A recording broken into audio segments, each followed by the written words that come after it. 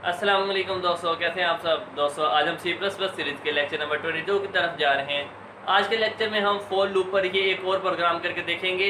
आज का हमारा प्रोग्राम ये होगा कि हम यूजर से एक एंड वैल्यू लेंगे कि कहाँ तक उसने स्केल लेना है। वो जो भी वैल्यू देगा, फॉर एग्जांपल वो 5 देता है, तो हमने उन सब का 1 का स्केयर प्लस 2 का स्केयर प्लस 3 का प्लस 4 का प्लस 5 का स्केयर, इन सब का स्केयर लेके इनको आपस में ऐड करके जो आंसर आएगा हमने वो शो करवाना है।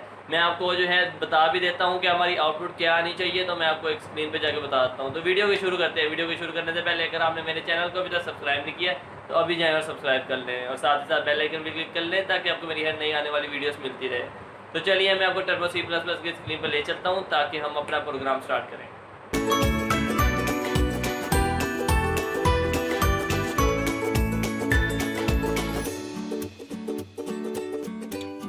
अच्छा, तो दोस्तों हम अपने नेक्स्ट प्रोग्राम की तरफ चलते हैं। तो हमने फिर हेडर फाइल्स दो इंक्लूड करवाई हैं, एक iostream.h और सेकंड conaio.h हेडर फाइल। दो हमने हेडर फाइल्स इंक्लूड करवा ली। उसके बाद हमने मेन बॉडी स्टार्ट कर ली। मेन बॉडी के अंदर हमने सबसे पहले क्लियर स्क्रीन यूज़ कर लिया। ठीक हो गया।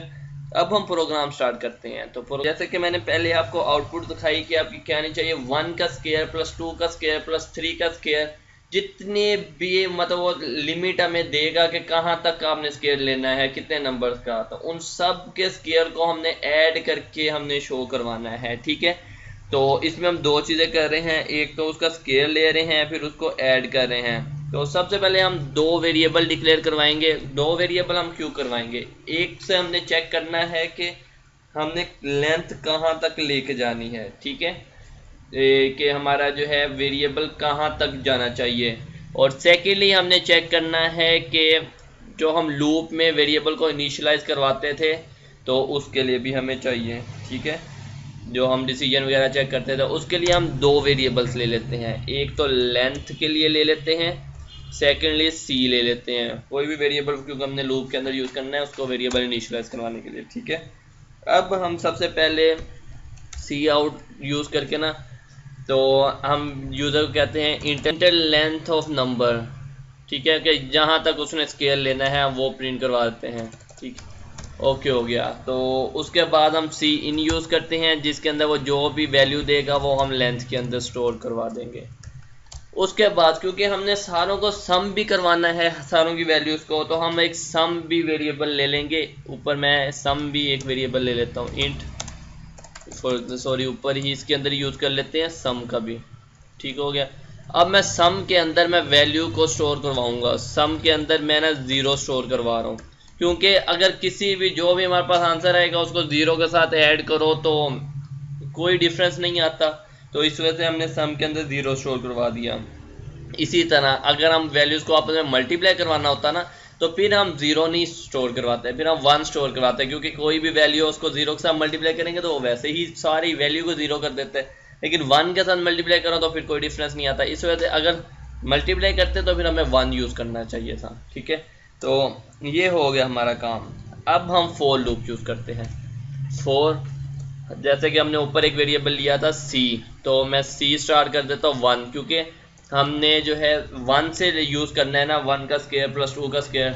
ठीक है, तो इस वजह से मैंने सी को 1 लिया। उसके बाद मैं डिसीजन चेक कर लेता हूँ, C is less than and equal to length, वहाँ तक जाना चाहिए जब तक उसने लेंथ दी है। ठीक है, उसके बाद सी को एक एक इंक्रीमेंट करता जाए हर दफ़ा। फिर उसके बाद फॉर लूप की बॉडी के अंदर चलते हैं। तो सबसे पहले जो ऊपर हमने सम वेरिएबल लिया था वो 0 था ना, फॉर एग्जांपल सम की वैल्यू, तो उसी के अंदर हम सम को ऐड करवा के उसको हम सी मल्टीप्लाई बाय सी कर देंगे, सी स्टेरिक सी। तो इस लाइन को मैं आपको समझा देता हूँ कि फॉर एग्जांपल हमने 1 था ना, तो 1 का स्केयर लेके फिर उसको पिछली वैल्यू में ऐड करना है। फॉर एग्जांपल 1 का स्केयर प्लस 2 का स्केयर। ठीक है, तो जो 2 का स्केयर था वो पिछले 1 के स्केयर में ऐड होना था, ऐसे ही है ना। तो जैसे ये मैंने ब्रैकेट के अंदर C plus C multiply by C लिखा है, तो इसने यही किया। पहले 1 था ना सी में, तो 1 का मल्टीप्लाई 1 का स्केयर हो गया, फिर उसको सम में ऐड कर दिया। सम में वही वैल्यू होगी जो पिछले उसकी होगी। फॉर एग्जांपल सम में अब 0 था, तो 1 प्लस 0, तो सम में आ गया 1। अब सम में है 1, तो जब सी हो गया अब 2, क्योंकि दोबारा फिर लूप जब चला सी 2 हो गया, तो 2 multiply 2 4, 4 plus sum is equal to 1, तो अब हो गया 5। इस तरह ये दो सबको ऐड भी करता जाएगा और साथ साथ जो है उसका स्केयर भी लेता जाएगा। तो यही था। अब हम सम को प्रिंट करवा देंगे सी आउट से हम। अच्छा, तो एक और चीज़ है, सी आउट हमने इसके अंदर नहीं लिखना था, ये हमने फॉर लूप के बाहर लिखना है, क्योंकि हमें सबका एक ही आंसर चाहिए।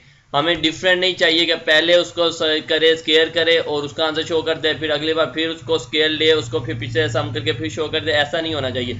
और जितनी भी लिमिट दे उसको सारा का स्केयर लेकर सम करके तो हमें टोटल आंसर चाहिए।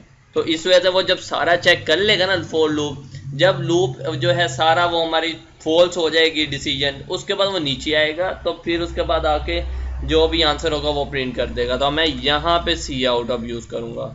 तो यहाँ पे मैं लिखता हूँ द रिजल्ट इज सम। तो ये इस तरह करना था हमने।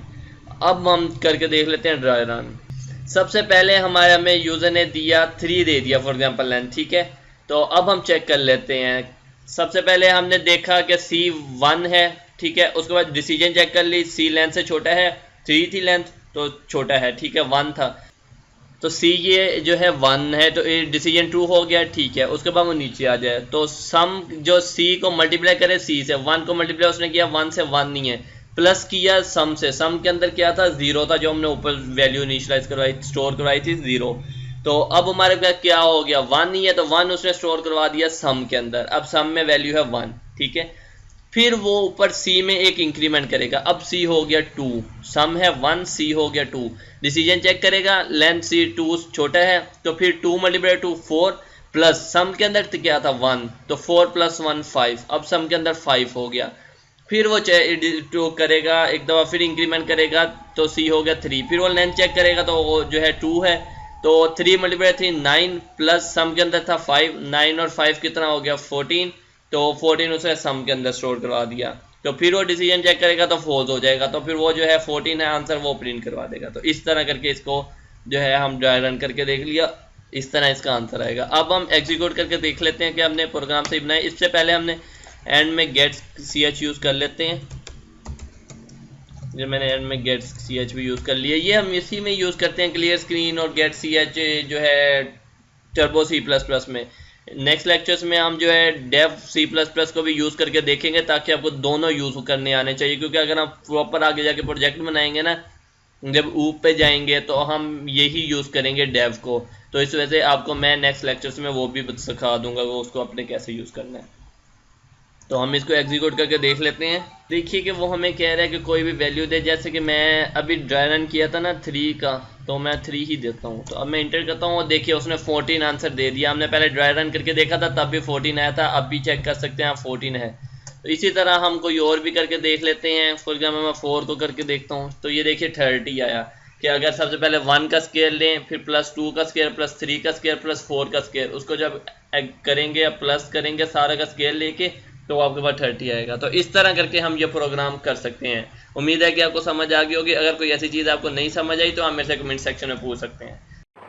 अच्छा तो दोस्तों, ये था हमारा आज का प्रोग्राम, जिसमें हमने फॉर लूप के बारे में एक और एग्जांपल करके देख ली।